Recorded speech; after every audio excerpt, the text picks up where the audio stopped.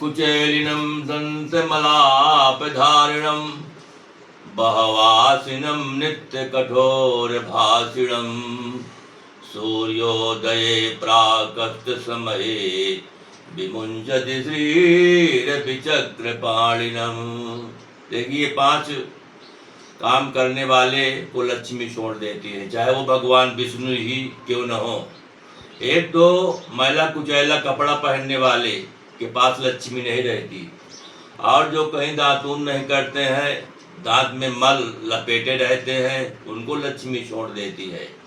और तीसरा, जो बहुत खाते हैं, 4 रोटी की भूख है, जो 8 रोटी खा जाते हैं, बहुआसीनम, उनको लक्ष्मी छोड़ देती है।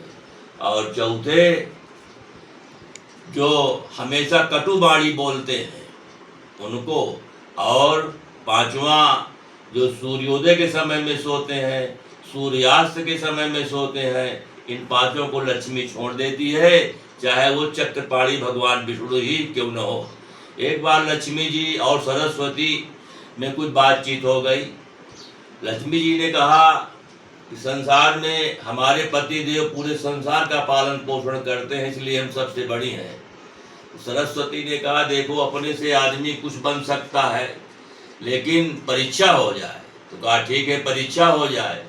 तो एक जंगल में एक गडरिया भेड़ चरा रहा था, तो लक्ष्मी जी उसके जूता सोने के बना दिया, उसके जूता सोने के बना दिया।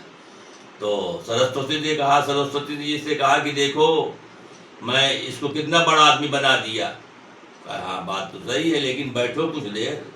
इतने में एक ठाकुर वहीं से निकला, तो देखा, अरे ये गडरिया बहुत धनवान है, ये तो सोने की जूता पहने हुई है।